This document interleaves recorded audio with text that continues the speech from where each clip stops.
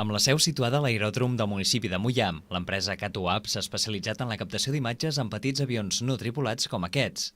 Una iniciativa que va néixer l'any 2003 gràcies a l'instint emprenedor de Jordi Santacana, que va començar ell sol, però mica en mica el projecte s'ha anat ampliant fins al punt que d'aquí a un any es preveu la inauguració d'una nova seu amb un terreny de 14 hectàrees, que es convertirà en el primer centre europeu per a proves d'avions no tripulats. Hem aconseguit que el Ministeri de Defensa i Foment ens segreguin espai aeri, això vol dir que tindrem 2.500 hectàrees d'espai aeri destinat a les proves. Aquest és un fet totalment pioner a nivell internacional. En tot el món hi ha poquíssimes infraestructures d'aquestes característiques. Això ens permetrà atraure projectes de qualsevol lloc del món que vinguin amb nosaltres perquè trobaran les condicions ideals per desenvolupar aquests projectes.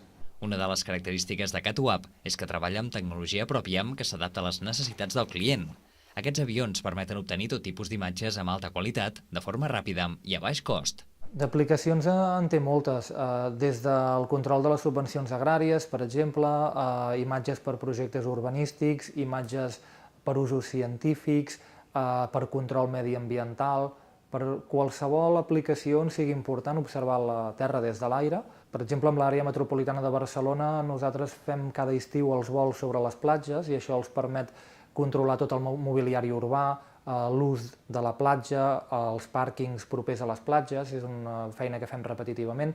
Tenim projectes científics amb l'Agència Espacial Europea, per exemple, un projecte que ja fa 3 anys que dura, de detecció de mines a Bòsnia. Enmig d'aquestes aplicacions, Catuap actualment està treballant en un projecte sobre eficiència energètica dels edificis i en l'enllumenat públic. Podem obtenir imatges d'edificis en 3 dimensions que ens permeten veure per on hi ha les principals fugues de calor i això ens permet proposar mesures correctores.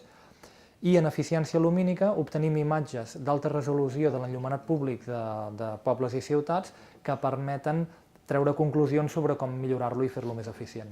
Aquest és un cas d'una empresa catalana que ha trobat el seu espai i que no només té un projecte sòlid, sinó que mira el futur amb optimisme.